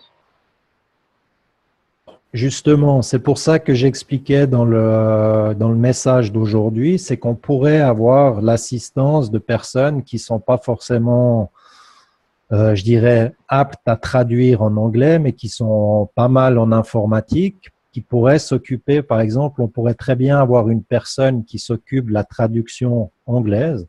On a beaucoup d'ateliers qui sont déjà, je dirais, comment dire ça, traduits ou qui ont déjà été transcrits en anglais. Donc, par exemple, il faudrait reprendre ce transcrit en anglais et le mettre correctement en page là-dedans. Donc, c'est pour ça qu'il pourrait y avoir du travail, même sur des personnes qui ne sont pas forcément aptes à traduire le fichier. Jackie, j'ai plus d'image là. Ok, alors je vais te la repartager. Voilà. Là, on ne l'a pas en forme. En format texte, on n'a pas la mise en forme. Mais autrement, sous un autre format de fichier, on a chaque fois les temps, à quel temps on se situe et à quoi correspond, je dirais, la traduction. Le gros avantage de tout ça, c'est qu'une fois qu'on a le fichier avec les temps… Bon, là, pardon, là, nous, on ne voit rien. Hein. Enfin, moi, c'est tout vert, quoi. Donc, je ne sais pas si c'est ça dont tu parles, mais… Okay. Moi, je vois une page avec des écritures et des timings. Ok, c'est ça. C'est un texte, c'est simplement un fichier. Là, moi, j'en vois rien du tout, d'accord. Bon. Okay. C'est simplement un fichier texte qui nous montre qu'on peut importer tous les fichiers ensuite des différents workshops. Une fois qu'on a le fichier, qu'on a le timing, avec simplement des recherches de mots-clés, on serait capable de ressortir tous les sujets par mots-clés recherchés. Donc, on irait par exemple rechercher dans tous les ateliers où on parle de par exemple plasma et ça sortirait automatiquement tous les séminaires avec tous les mots-clés retrouvés dans ces fichiers texte. Donc, qui serait après un gain de temps et de facilité de travail exceptionnel. Par contre, c'est sûr que ces fichiers texte, on doit les avoir avant de pouvoir les utiliser. Donc ça, c'est la motivation et sur quoi met l'accent la Keshe Foundation. C'est dans un premier temps d'avoir déjà ces transcripts, d'avoir les sous-titrages en français et puis ensuite, on aurait différentes possibilités. Je vais juste couper un micro. Voilà, c'est mieux comme ça. De pouvoir travailler. Donc, comment est-ce qu'on va arriver à ça? Parce que maintenant, avec l'expérience, on se rend compte qu'un moyen simple de travailler avec, c'est avec Amara. Amara, c'est simplement un outil pour les sous-titrages. C'est un outil collaboratif que tout le monde, personne n'a besoin d'installer. On le trouve directement sur Internet et les gens peuvent venir modifier. Donc, si je montre un exemple, ici, par exemple, on a les langues qui sont disponibles. Je vais choisir leurs sous-titres. Par exemple, ils prennent en français et les gens ont accès à la vidéo sous-titrée. L'avantage de ça, c'est que la Keshe Foundation n'a qu'un fichier final, je dirais, à importer. Ça prend 2 minutes. Juste pour vous montrer la manipulation, comme ça vous avez une idée. On fait le travail et ensuite on va simplement sur sous-titres. Ici, ajouter des sous-titres. Nous, on leur a dit par exemple le sous-titre en turc qui serait préparé en amont. On ajoute le sous-titre et c'est simplement mis en place sur un clic, je dirais quasiment.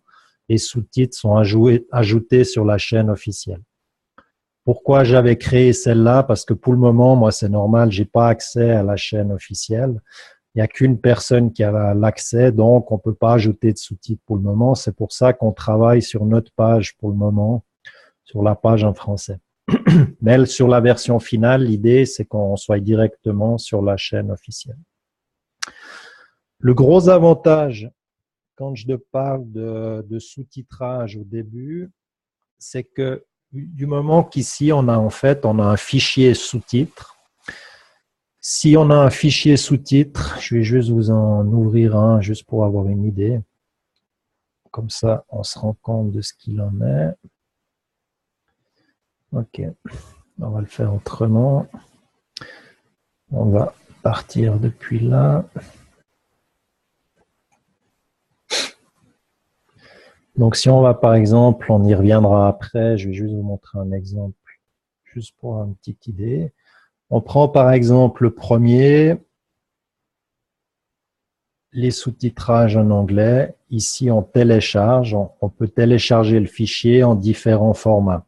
Donc, si par exemple, je le télécharge en format texte, ici, je viens simplement ouvrir mon fichier en texte. Ok. 2 secondes. Hop là. Voilà, donc là, on a le fichier texte. Sous texte, on ne le voit pas, mais sous d'autres formats, vous auriez ici le timing, par exemple, et vous avez chaque fois le timing avec ce qui correspond dans la vidéo. Lire, par exemple, l'allemand. Donc, je clique simplement sur l'allemand. Ici, je viens éditer les sous-titres. Et puis, on a simplement ici les sous-titres. Je viens me caler avec où est-ce que je veux traduire et je traduis en allemand ce que j'ai besoin en allemand, etc., etc. Voilà la première opération qu'on va faire. Maintenant, en commençant à traduire, en commençant à avoir beaucoup de personnes qui traduisent en même temps, on se rend compte qu'il y a différents problèmes qui surgissent. Donc, un des principaux problèmes, c'est la gestion qui fait quoi. Donc, pour cela, dans un premier temps, ce qu'on a créé, c'est un fichier qui est disponible par tout le monde, qui est évolutif. Donc, chaque fois que quelqu'un fait une modification, toutes les modifications apparaissent pour tout le monde. Pour le moment, on a par exemple ici, on a les différents ateliers pour les enfants, on a les vidéos de promotion, et on a quelques petits codes de couleurs. Donc, par exemple, tout ce qui est en noir, c'est ce qui est assigné, pas commencé. En rouge, c'est sur quoi on est en train de travailler. En orange, c'est les vérifications, la relecture, je dirais. Et en vert, ce qui est terminé. Une fois que c'est terminé, on dit à la Keshe Foundation, OK, ce dossier-là, ce fichier-là, il est terminé. Tu peux l'importer sur la chaîne officielle. Voilà. Autre petit problème qu'on se rend compte en faisant ça, c'est que par exemple, si je prends le premier atelier de connaissances, le gros souci qu'on a, c'est le premier travail sur le document en anglais. Pourquoi? Parce que toutes les traductions qui vont suivre vont se baser sur ce document-là. Donc, si ce document-là contient des erreurs, ou des choses qui n'ont pas été très très bien sous-titrées, on va se retrouver avec le même problème dans toutes les autres langues. Je vous donne un exemple. Ici sur l'anglais, je vais éditer les sous-titres. Vous voyez là, chaque fois qu'on a, je ne sais pas si vous voyez bien, le petit point d'exclamation ici. Donc, je vais juste... Hop là. Alors, bienvenue à vous tous pour cet enregistrement un petit peu spécial. C'est par rapport aux traductions, aux différentes langues. Une petite présentation d'un petit peu de la problématique des traductions, des sous-titrages et de la mise en place au sein de la Keshe Foundation dans la partie éducation. Donc, on va faire un petit compte-rendu d'où on en est. Alors, je vais juste vous présenter pour commencer. C'est en fait, c'est ce que les... Comment dire ça? C'est ce que les étudiants reçoivent comme accès quand ils sont étudiants. Donc, si vous voyez ici, on a chacun un login et ici, vous avez tous les enseignements disponibles à la revisualisation par la suite. Si jamais, quand vous ne parlez pas, si vous pouvez juste couper le micro parce que comme ça, je n'ai pas le retour. Super, merci. Donc, vous voyez, il y a l'italien, français, anglais, polonais, allemand, espagnol, hongrois, roumain, chinois, japonais, portugais, russe, slovène, turc, dutch, arabe, akan, ça je ne sais pas ce que c'est, et jikuyu, je ne sais pas non plus. Alors, tout ça pour vous montrer qu'il y a de gros efforts qui sont faits pour rendre disponible cette connaissance en diverses langues. Et on a un assez gros travail, je dirais, les traductions, c'est une chose. Par contre, il y a aussi tout un travail énorme, je dirais, en arrière-plan pour comment rendre tout cela disponible. Donc, l'idée, c'est de pouvoir avoir un endroit où on centralise, en fait, tous les documents. Pour le moment, déjà sous forme de vidéo. Donc, l'idée finale, ce serait d'avoir ça. Par exemple, si on prend sur la page YouTube, mais ce serait la même chose, en fait, sur ce que je viens de vous montrer sur la fondation où on a les vidéos. Ici, c'est juste Fondation Keshe francophone, c'est juste pour faire différents tests, pour tester différentes mises en place, juste pour avoir une petite idée.